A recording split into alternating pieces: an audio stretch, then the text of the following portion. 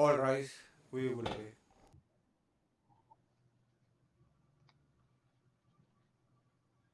Good afternoon. Can everybody hear me?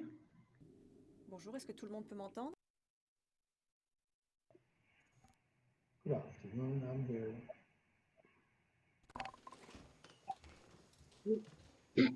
Where is you? Bonjour. Bonjour, Madame Jules. You clearly. La présidente, bonjour, le greffier d'audience. Bonjour, Madame le juge, nous vous entendons très bien. La présidente, très bien, merci. Nous allons maintenant continuer le procès en appel. Nous allons entendre les moyens d'appel présentés par Monsieur Mladic. Je signale au conseil de Monsieur Mladic qu'il dispose d'une heure. La défense, j'attends que le compte-rendu d'audience nous rattrape. Je ne sais pas où je me suis arrêtée, mais je vais continuer la présentation de mes arguments. Comme je l'ai déjà indiqué, la deuxième erreur qui a été commise à cet égard, c'est que le jugement rend faire une analyse de ce que d'autres personnes, à savoir des hommes politiques, la police ou d'autres groupes armés, ont pu dire ou faire au cours de cette même période, à savoir avant l'arrivée de M. Mladic en Bosnie-Herzégovine.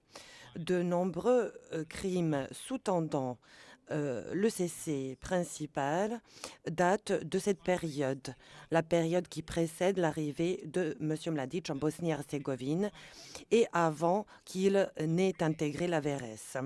Ceci constitue un écart par rapport à la jurisprudence que nous avons cité.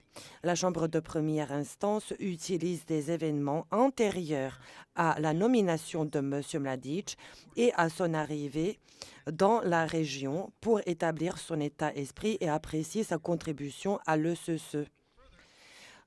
Et ce, dans des situations où l'actus reus, l'élément matériel, a existé avant son arrivée dans la région géographique concernés. Ceci représente une erreur importante et va à l'encontre de la jurisprudence établie. En outre, en ce qui concerne la portée temporelle et géographique du jugement, dans le jugement, il n'est pas tenu compte du fait qu'au départ, la VRS ne comprenait que M. Mladic et une dizaine d'officiers au sein de l'état-major principal. Il a fallu du temps pour intégrer les restes de la JNA, de différentes unités de la défense territoriale, voire des forces armées locales ou régionales, à la structure hiérarchique de la VRS et pour les placer sous son commandement. Par exemple, il a fallu plusieurs mois pour que cela se produise à Foča. L'analyse de l'ECC principal dans le jugement s'appuie lourdement sur les faits jugés. Et vous avez déjà entendu les arguments présentés par ma collègue sur ce point. Les crimes qui se sont produits avant l'arrivée de M. Mladic et avant l'établissement d'une structure hiérarchique au sein de la VRS ne peuvent pas être utilisés pour établir son état d'esprit, même s'il a été démontré que l'actus reus a été commis par d'autres personnes. Maintenant, je passe à l'analyse de l'élément matériel et de l'élément moral du crime. Les deux ont été confondus dans l'analyse faite par la Chambre de première instance. La Chambre de première instance a commis une erreur dans son analyse lorsqu'elle s'est appuyée presque exclusivement sur des éléments de preuve indirects pour établir la contribution prétendue de M. Mladic à l'ECC principal. En appliquant cette approche, évidemment, elle a tiré des conclusions qu'elle a jugées comme étant les seules raisonnables. Je vous signale les arrêts dans l'affaire Lukic et Lukic, paragraphe 149, et Boszkowski et Tarczulowski, paragraphe 90. Mais comme nous le voyons en lisant notre mémoire d'appel, ce n'était pas la seule conclusion raisonnable qu'on a pu tirer. Donc, la Chambre de première instance a commis une erreur manifeste. lorsqu'elle a déclaré M. Mladic coupable. Je vous invite à consulter le paragraphe 31 de notre mémoire d'appel. Nous y résumons tous les éléments de preuve directs montrant que M. Mladic n'a pas partagé l'intention criminelle requise dans le cadre de l'ECC principal. Cependant, la Chambre de première instance n'a pas retenu ces éléments de preuve directs parce qu'elle a jugé qu'il y avait davantage d'éléments de preuve contraires indirects. Et le fait qu'elle a écarté des éléments de preuve directs pour favoriser des éléments de preuve indirects constitue une erreur manifeste. Ceci d'ailleurs constitue un écart par rapport à la jurisprudence que nous avons citée et viole le principe in dubio pro reo. La Chambre de première instance a reconnu qu'il existe des éléments de preuve montrant que M. Mladic n'avait pas l'intention requise. Elle a reconnu que ces éléments de preuve directs étaient corroborés par d'autres éléments de preuve indirects. Veuillez consulter à cet égard notre paragraphe 32, note de bas de page 463. Par conséquent, aucun juge de fait ne peut raisonnablement écarter ces éléments de preuve directs pour s'aligner sur des éléments de preuve indirects plus nombreux et pour dire que la seule conclusion raisonnable que l'on puisse tirer est celle où il faut conclure à la culpabilité. Des éléments de preuve indirects ne peuvent pas avoir plus de poids que des éléments de preuve directs. La Chambre de première instance avait à sa disposition de nombreux éléments de preuve directs qu'elle a écartés, y compris les carnets rédigés par M. Mladic lui-même, comme la Chambre de première instance l'a reconnu. Je vous invite à consulter nos paragraphes 202, 234 et 209 pour quelques exemples tirés de ces carnets. L'appelant soutient que la Chambre de première instance a commis une erreur de droit lorsqu'elle a appliqué une méthode fautive. Et c'est pourquoi elle a tiré des conclusions concernant l'état d'esprit de l'appelant au-delà de tout doute raisonnable. Il s'agit d'une erreur de droit fondamentale dans la méthode appliquée par la Chambre de première instance et compte tenu de cette erreur, l'appelant invite la Chambre d'appel d'infirmer les déclarations de culpabilité prononcées par la Chambre de première instance au titre de la participation à l'entreprise criminelle commune de première catégorie. Je vous renvoie à l'arrêt dans l'affaire Vassilievitch, paragraphe 12, et l'arrêt Blachkitch, paragraphe 13. La première erreur commise par la Chambre de première instance, c'est qu'elle a tiré des conclusions concernant l'état d'esprit de l'appelant avant d'établir l'élément matériel. C'est un peu comme si on construisait une maison avant d'établir les fondations. Comme nous l'avons expliqué dans notre mémoire d'appel au paragraphe 271 à 285, pour établir l'élément matériel d'une entreprise criminelle commune, la Chambre de première instance est tenue d'établir d'abord l'existence et la portée de l'objectif criminel commun partagé par plusieurs individus. Ceci est une condition préalable qu'il faut remplir avant de décider si des actes ou des actions de l'appelant ont contribué à la réalisation de l'objectif criminel commun. Cela figure dans l'affaire Stanisic et Samatovic, paragraphe 82.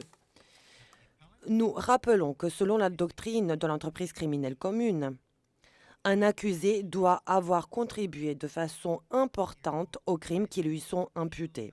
Je me réfère à l'arrêt dans l'affaire Krajisnik, paragraphe 215, et à l'arrêt dans l'affaire Brjanin, paragraphe 985, 987 et notre note de bas de page 273.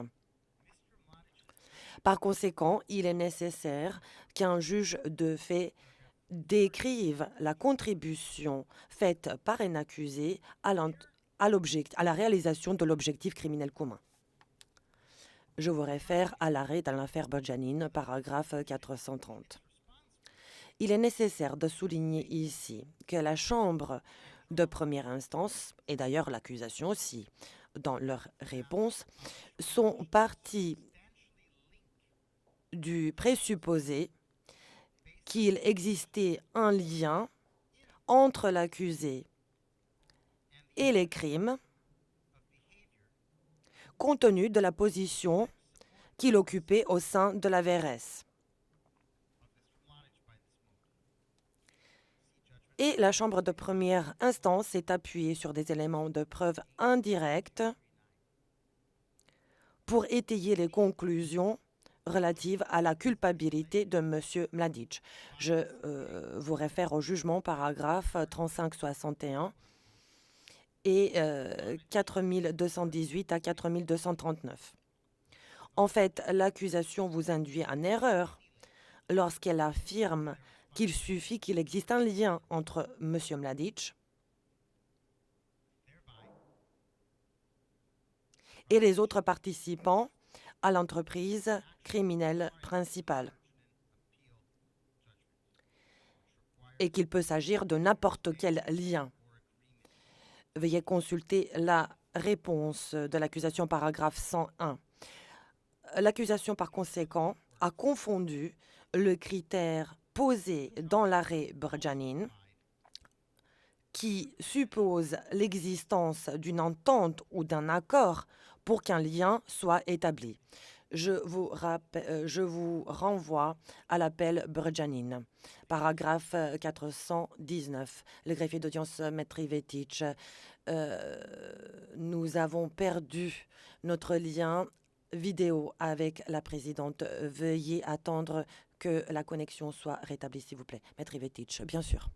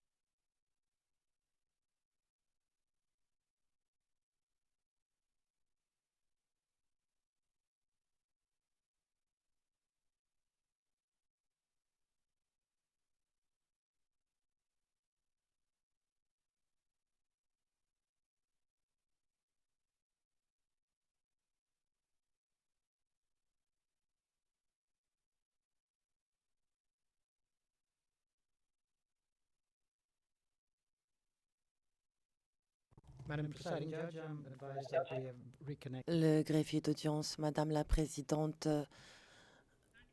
Le lien vidéo semble être rétabli. Est-ce que vous nous attendez, la présidente? Oui, merci beaucoup. Nous pouvons reprendre nos débats. Maître Lukic, vous avez la parole. Maître Lukic. Comme je viens de le dire, la Chambre de première instance s'est appuyée sur des liens de nature indirecte au lieu de conclure que Mladic a participé à une entente ou à un accord visant à réaliser l'entreprise criminelle commune principale.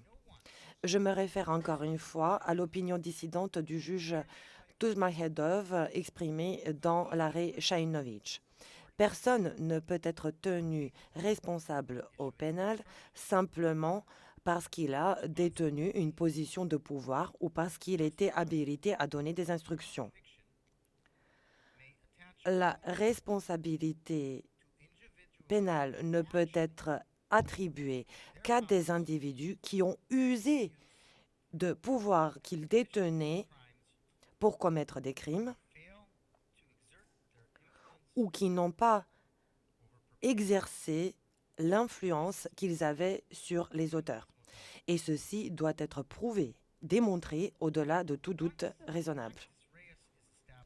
Une fois établi l'élément matériel des crimes, la Chambre de première instance est ensuite tenue d'examiner la question de savoir si l'appelant a partagé l'intention de contribuer à la réalisation de l'objectif criminel commun. Cette conclusion peut être tirée sur la base des connaissances de l'appelant, de ses actions, des propos qu'il a prononcés et de ses contacts avec d'autres personnes. Je me réfère à l'arrêt dans l'affaire Stanisic et Samatovic, paragraphe 82. Un peu comme lorsqu'on bâtit une maison, à commencer par les fondations, la Chambre de première instance est tenue d'établir d'abord l'élément matériel objectif de l'entreprise criminelle commune. Et ce n'est qu'après qu'elle peut prendre en considération l'élément moral subjectif. Et je me réfère encore une fois à l'arrêt dans l'affaire Stanisic et Simatovic, paragraphe 82. Le greffier d'audience, Maître Ivetic, toutes mes excuses, mais nous avons encore une fois perdu notre lien avec l'un des juges de la Chambre d'appel.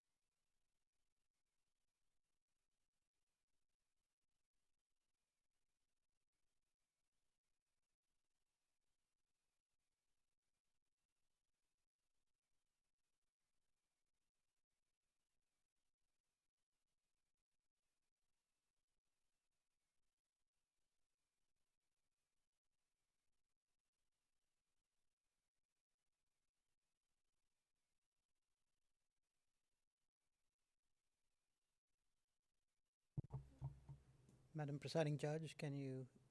Le greffier d'audience.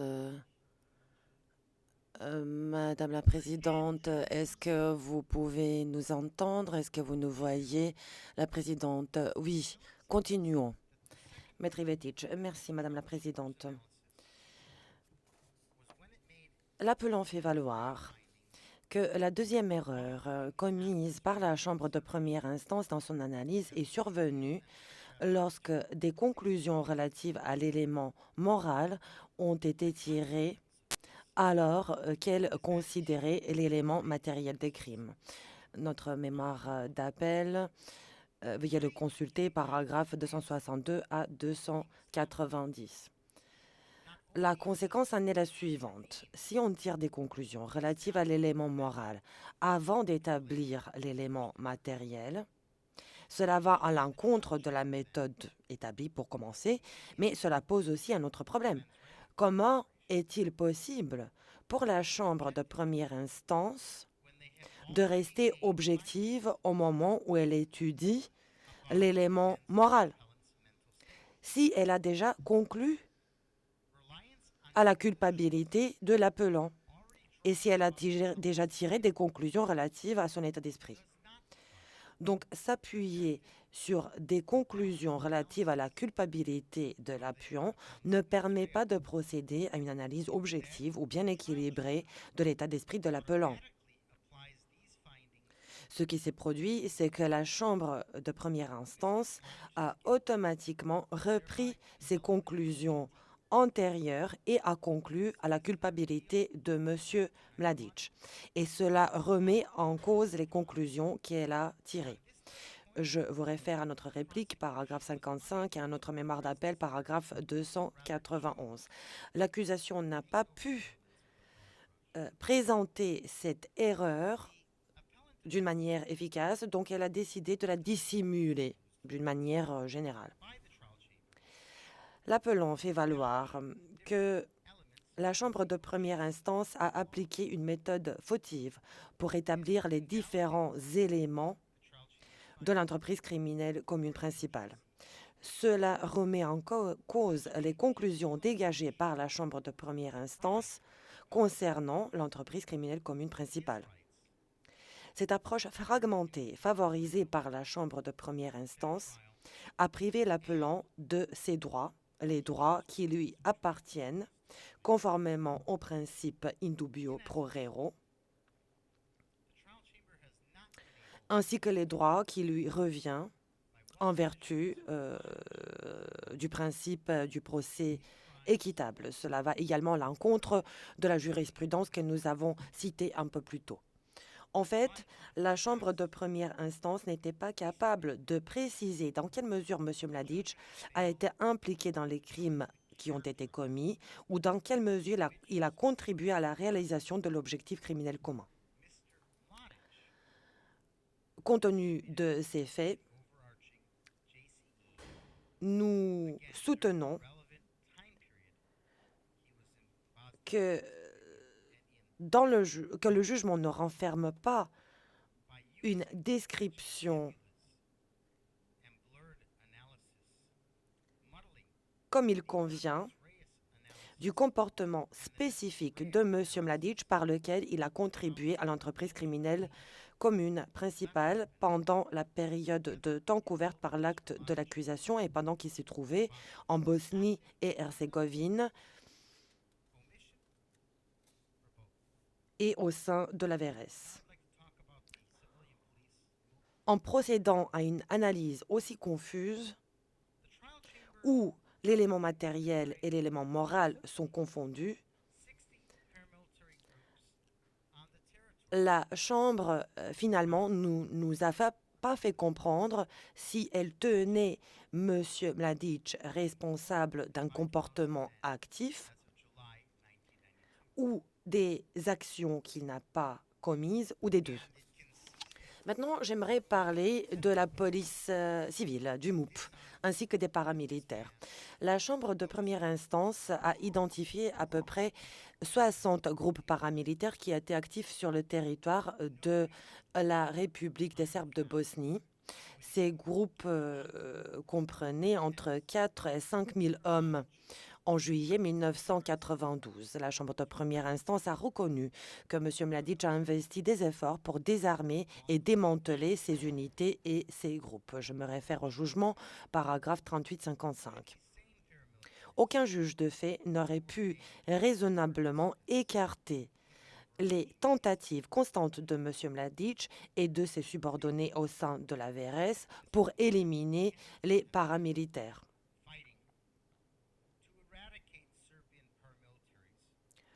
Or, ces mêmes paramilitaires sont nommés comme étant des participants à l'entreprise criminelle commune principale.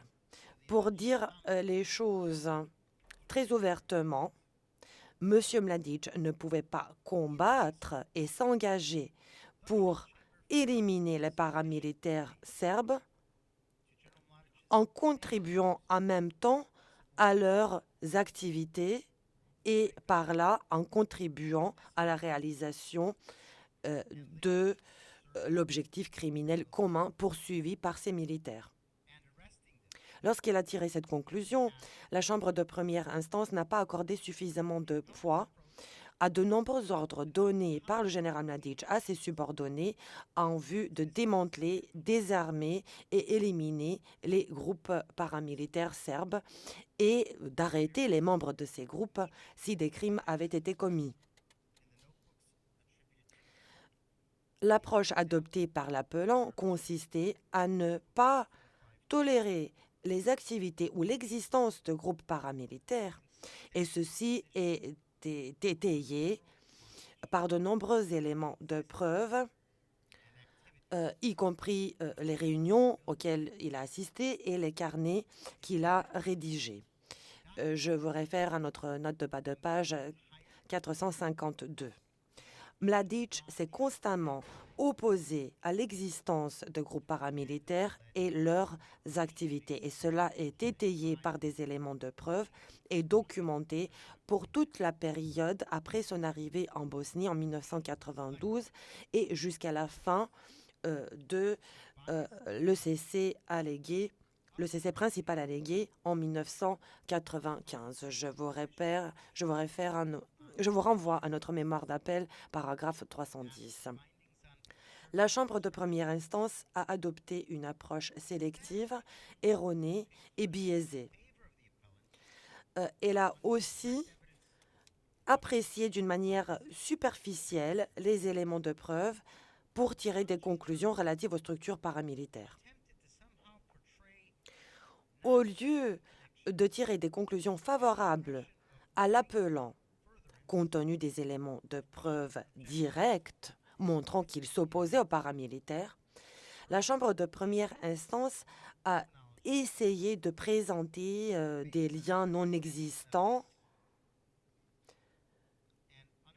pour dire qu'elle avait l'impression qu'ils ont travaillé ensemble à la réalisation des objectifs communs avec la VRS.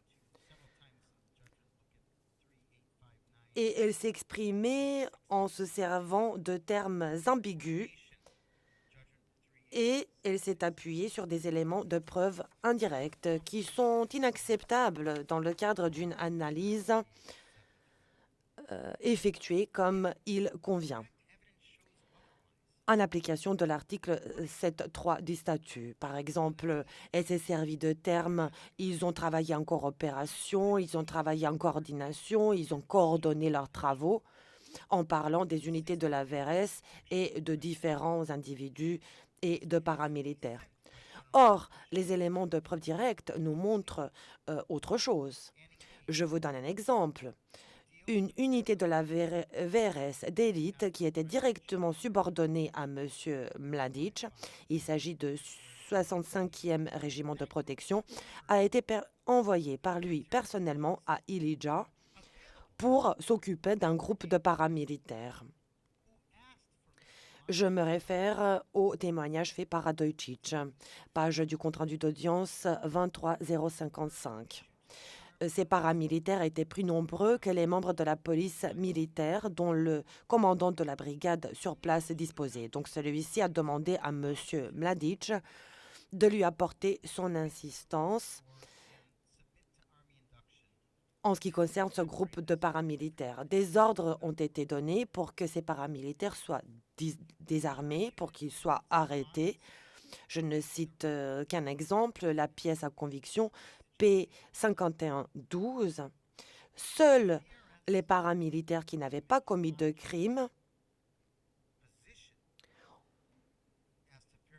ont été acceptés au sein des unités de l'armée après avoir promis de respecter la loi de la guerre, et ils ont été affectés à de différentes unités pour qu'ils ne travaillent pas ensemble. Des éléments de preuve le démontrent. La position de la VRS et de M. Mladic s'agissant des groupes paramilitaires était contraire à une contribution à la réalisation d'un objectif criminel commun, aux yeux de tout juge raisonnable de fait. Je vous cite une lettre, c'est la pièce D01 503 qui montre que Mladic pensait que les motifs patriotiques de ces individus n'ont pas d'importance et ils cherchent surtout à s'enrichir de manière illicite et à piller. Je passe maintenant à la police civile, au MOUP. L'approche fautive adoptée par la Chambre de première instance est la plus manifeste dans la manière dont elle s'est servie de fait jugé.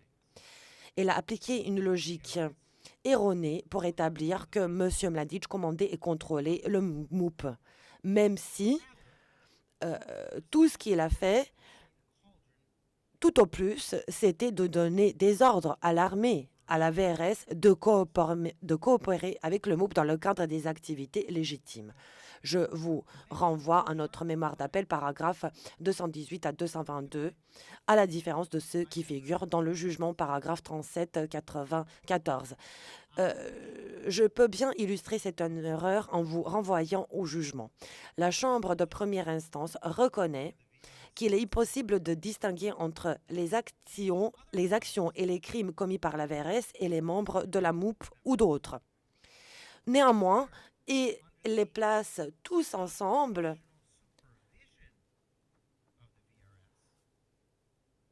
dans un même pot dans le cadre d'une entreprise criminelle commune principale. Et je vais vous citer ce paragraphe.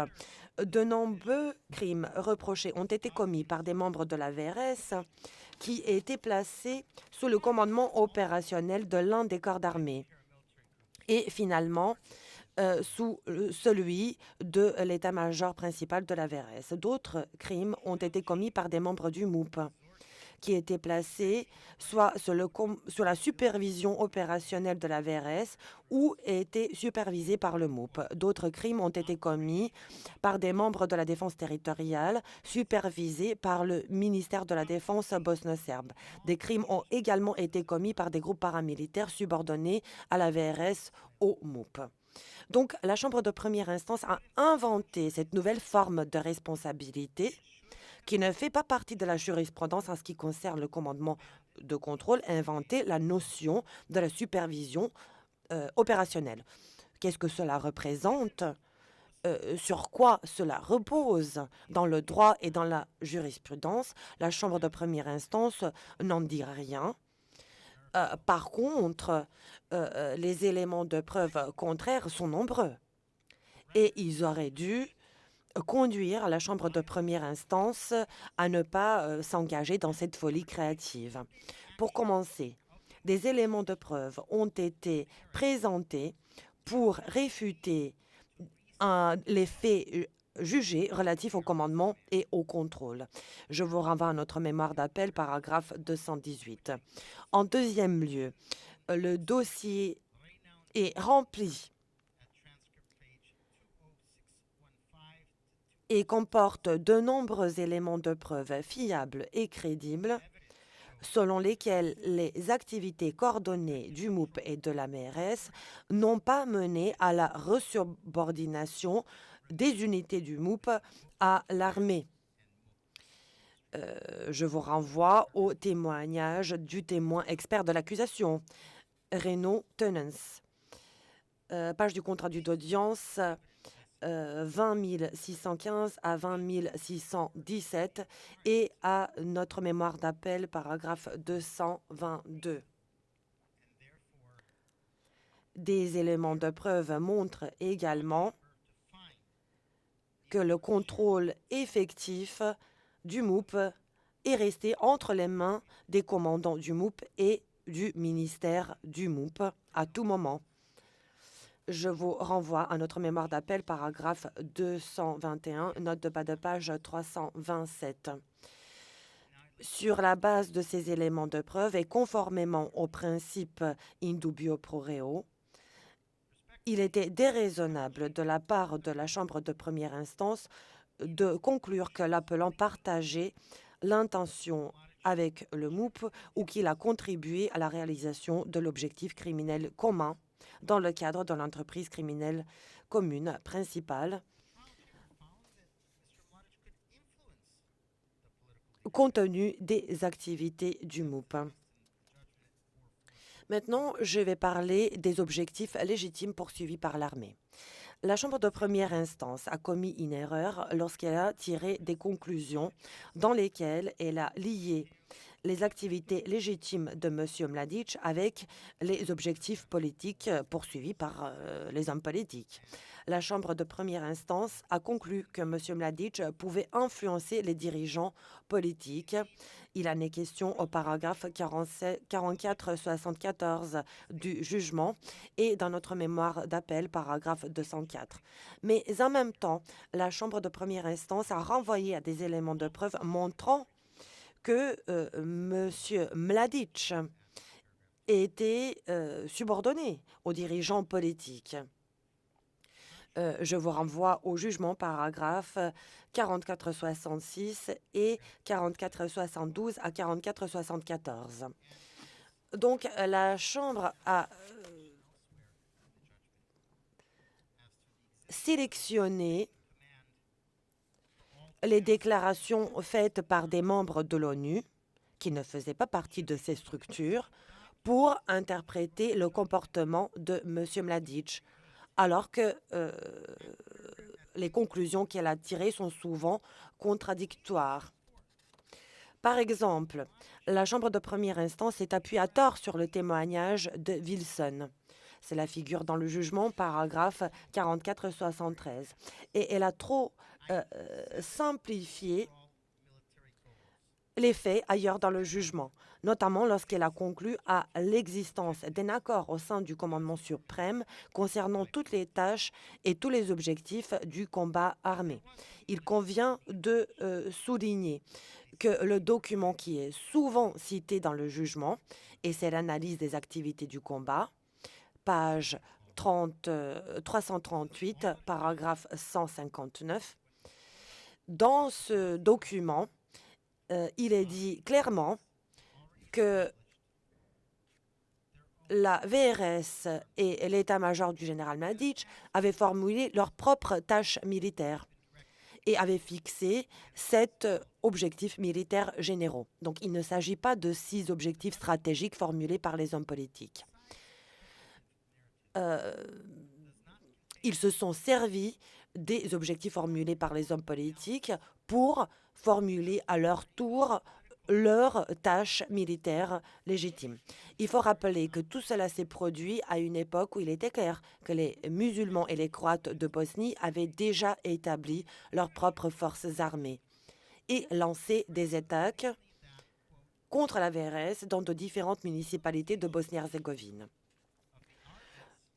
Outre des récits pleins de conjectures, le jugement ne contient pas des conclusions ou une analyse de la question de savoir si les objectifs stratégiques politiques, les variantes A ou B, étaient criminels en soi. C'est pourquoi nous devons tenir compte de la conclusion de la Chambre d'appel dans l'affaire Perisic, selon laquelle la mise en œuvre des objectifs stratégiques de la RS n'implique pas en soi une commission systématique de crimes. Cela figure au paragraphe 100 à 102 de l'arrêt Perisic et nous devons tenir compte de cette conclusion. Nous en parlons par ailleurs au paragraphe 243 de notre mémoire d'appel. Donc, simplement citer des objectifs de nature politique et se lancer dans des conjectures au sujet de ces objectifs ne satisfait pas aux critères de la preuve et ne suffit pas à établir l'existence d'un projet criminel commun. Nous vous rappelons ici la conclusion auquel est parvenue la Chambre d'appel dans l'affaire Mladic, selon laquelle les intentions politiques ne suffisent pas à établir l'existence d'une entreprise criminelle conjointe. C'est la figure au paragraphe 123 et 124. L'absence de tout lien ou de programme conjugué entre M. Mladic et la VRS, d'une part, et les autorités politiques, d'autre part, sans même parler d'un objectif criminel commun, se dégage clairement à la lecture du paragraphe 3707 du jugement. Mais au lieu d'analyser comme il se doit la différence qui existait entre les objectifs politiques et militaires, aucune analyse n'est présentée dans le jugement, où le principe in dubio pro re n'est pas appliqué. Comme nous l'avons déjà expliqué au paragraphe 206 de notre mémoire d'appel, nous pensons que trop de poids a été accordé aux éléments de preuve relatifs au rôle que l'appelant a joué dans la création de la VRS. Nous le disons à la lumière de la jurisprudence établie, voulant que les tâches quotidiennes d'une personne ne sauraient l'exonérer de toute responsabilité. Donc, le fait que l'appelant ait effectué des tâches au quotidien ne suffit pas à établir sa culpabilité et ne remplace pas l'intention requise ou l'établissement de l'élément matériel en ce qui concerne l'existence d'une entreprise criminelle commune principale. La Chambre de première instance n'a pas expliqué de quelle manière le fait que M. Mladic a effectué ses devoirs militaires a pu avoir une incidence sur les activités des auteurs de crimes et a pu y contribuer ou a pu contribuer à la réalisation d'un objectif criminel commun. En l'absence d'une telle analyse, la Chambre de première instance n'a pas pu préciser dans quelle mesure M. Mladic a été impliqué dans des crimes commis en vue de réaliser l'objectif commun allégué. Ceci constitue manifestement une erreur dans le raisonnement tenu par la Chambre de première instance, selon lequel M. Mladic a contribué de manière importante à l'ECC principal. Je vous rappelle sur ce point que la VRS, d'après l'arrêt dans l'affaire Perisic, représentait une organisation qui n'était pas criminelle en soi et qui a participé à des activités de combat légitimes. Nous le soulignons dans notre mémoire d'appel, paragraphe 206.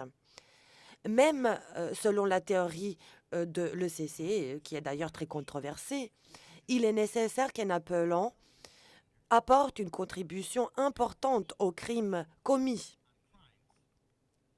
Je vous renvoie sur ce point à l'arrêt dans l'affaire Brejanin, paragraphe 430. M. Mladic a effectué ses tâches quotidiennes en tant que commandant militaire. Quel a été l'effet palpable de ce fait sur les crimes qui ont été commis pour réaliser l'objectif commun criminel? C'est une question à laquelle aucune réponse n'est fournie dans le jugement.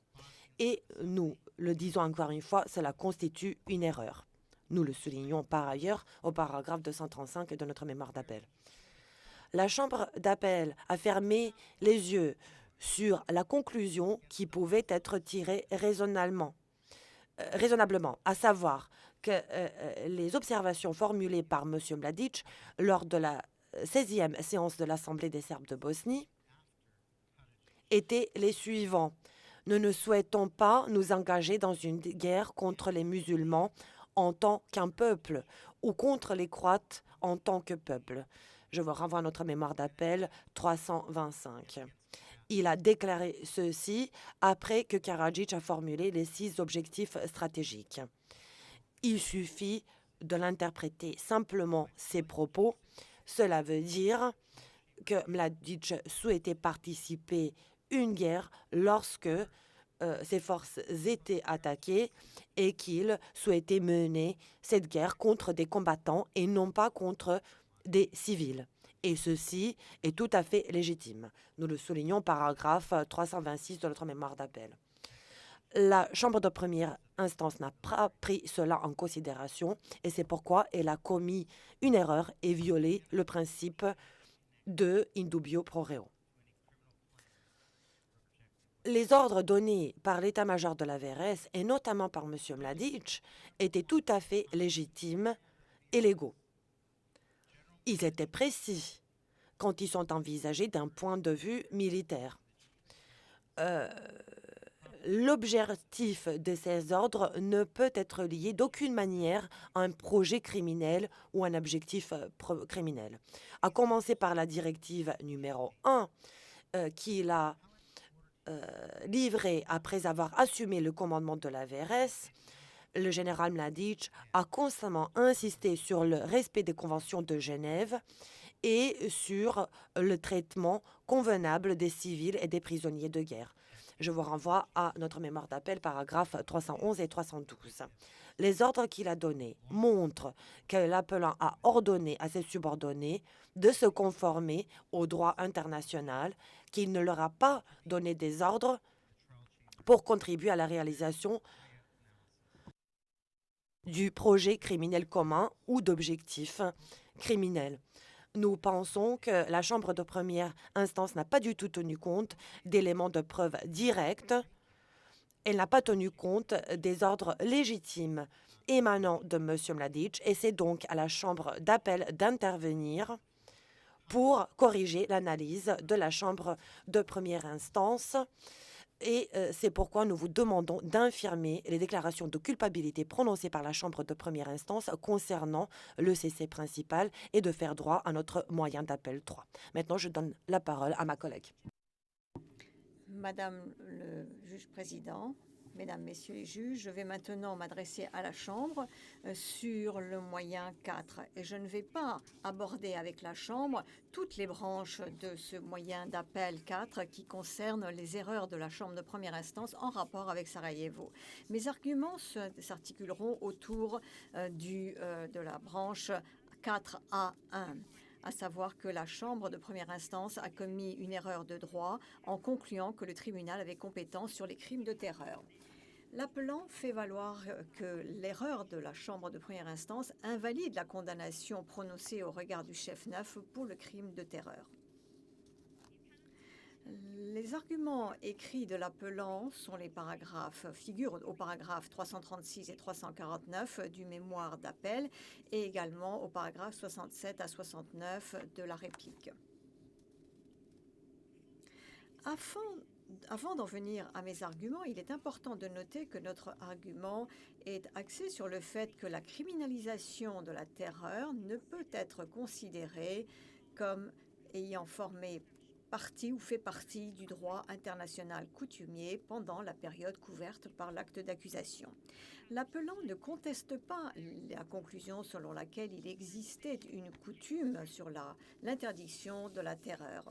Paragraphe 341 du mémoire d'appel. Et je vais commencer par m'intéresser à la base juridique sur laquelle s'est reposée la Chambre de première instance pour conclure qu'elle avait en réalité compétence sur le crime de terreur.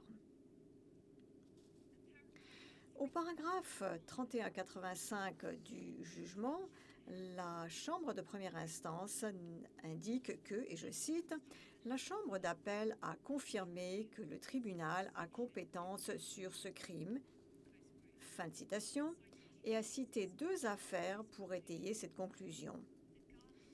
Le jugement en appel dans l'affaire Galić et le jugement d'appel dans l'affaire Dragomir Milosevic.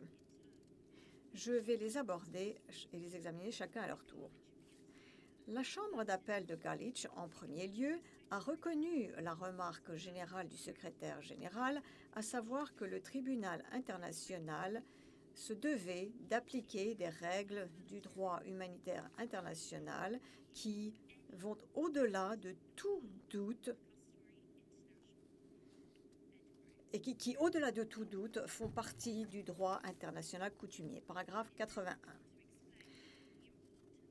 Il a poursuivi en expliquant l'importance d'une analyse minutieuse de la jurisprudence pour éviter de mélanger une coutume interdisant une certaine conduite avec une coutume qui la criminalise. Ceci parce que, et je cite, dans la plupart des affaires, les dispositions des traités ne prévoient que l'interdiction d'une certaine conduite, non pour la criminaliser, ou bien la disposition du traité ne définit pas de manière suffisante les éléments de l'interdiction qu'il criminalise. Fin de citation. Paragraphe 83. Après avoir examiné la pratique nationale pour déterminer si, oui ou non, il y a une pratique suffisante de l'État pour attester d'une norme de droit international coutumier pour la criminalisation de la terreur, la Chambre d'appel a conclu que la responsabilité pénale individuelle pouvait être déduite de la pratique de l'État. Paragraphe 92. Le juge Schonberg a émis une opinion dissidente. Il a cité 6 États pour attester et prouver la pratique de l'État. La Côte d'Ivoire, la Tchécoslovaquie, l'Éthiopie, les Pays-Bas, la Norvège et la Suisse. Les autres États auxquels il a été fait référence, l'Irlande, le Bangladesh, les États-Unis, la Chine et l'ancienne Yougoslavie, à y regarder de plus près, n'avaient pas en fait criminalisé la terreur. Donc on ne peut dire que cela constitue un élément de preuve de la pratique de l'État à cet égard. Je vous renvoie à l'opinion dissidente du juge Schonberg au paragraphe 9 à 13 ainsi qu'à la réplique de l'appelant au paragraphe 68. De ce fait, sur la base de 6 États, ou au mieux de 12 États, la Chambre d'appel dans l'affaire Galić a conclu, au-delà de tout doute, un manquement dans la prohibition, l'interdiction de la terreur d'une manière correspondant au protocole additionnel de la Convention de Genève, ce qui a permis une responsabilité pénale individuelle au regard du droit international coutumier. Paragraphe 96.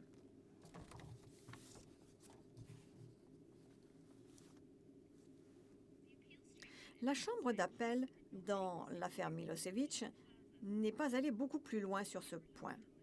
Elle s'est basée sur le jugement en appel de Galić pour conclure que le tribunal avait compétence sur le crime de terreur parce que sa criminalisation faisait partie du droit coutumier international. Paragraphe 30.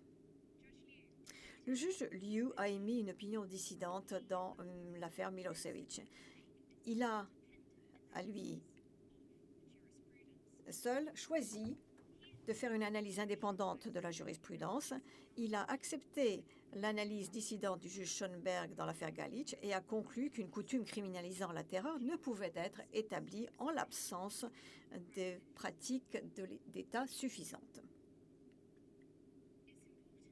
Il est important de s'intéresser à l'approche de la Chambre d'appel dans l'affaire Gallic concernant la pratique de l'État à la lumière de l'affaire sur le plateau continental de la mer du Nord. Dans cette affaire, la Cour de justice internationale a constaté que la pratique de l'État pouvait simplement mettre en évidence une coutume lorsqu'elle était à la fois extensive et virtuellement uniforme.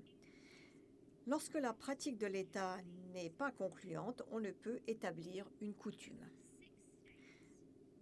Des 6 États auxquels la Chambre d'appel dans l'affaire Gallic a fait référence pour montrer qu'il criminalisait la terreur, il n'y a pas un seul État qui fasse partie des 5 pays permanents du Conseil de sécurité, ni pas un seul qui soit situé en Asie, en Amérique ou en Océanie.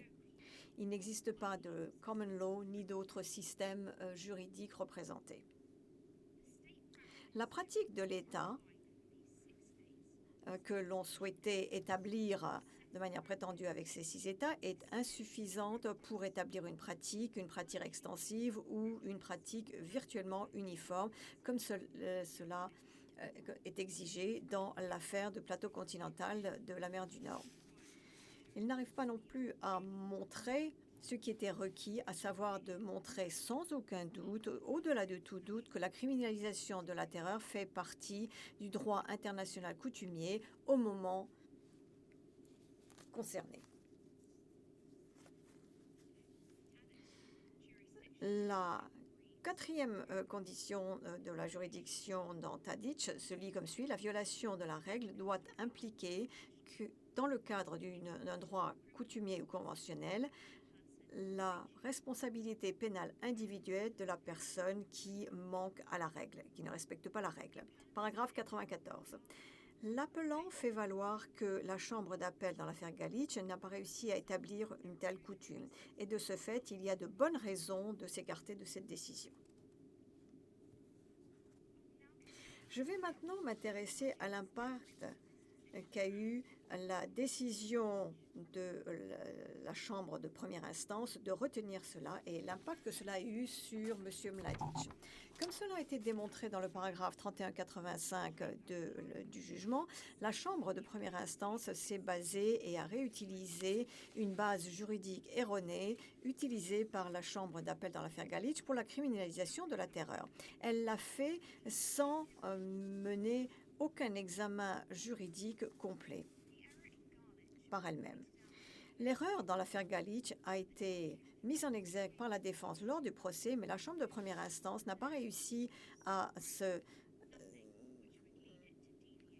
lancer dans cette affaire, dans cette question, et a conclu qu'il n'y avait rien qui puisse amener à s'écarter de la jurisprudence établie. Paragraphe 3185. Si la Chambre de première instance avait mené une forme quelconque d'analyse juridique, elle n'aurait pu se satisfaire, au-delà de tout doute, que la criminalisation de la terreur faisait partie du droit international coutumier lors de la période couverte par l'acte d'accusation de M. Mladic.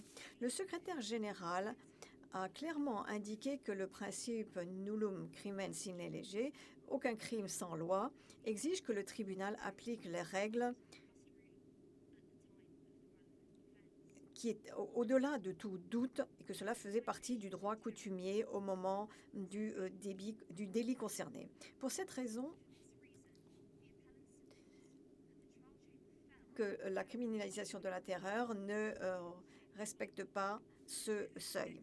Et pour cette raison, l'appelant fait valoir que la Chambre de première instance a commis une erreur lorsqu'elle s'est fondée sur les conclusions de la Chambre d'appel dans l'affaire Gallic, impliquant qu'elle pouvait avoir compétence sur le crime de terreur dans le cadre de l'article 3 du statut. Et l'appelant invite donc la Chambre à infirmer la condamnation au regard du chef d'accusation 9 et d'éliminer toute considération de crime dans l'analyse de l'ECC alléguée concernant Sarajevo.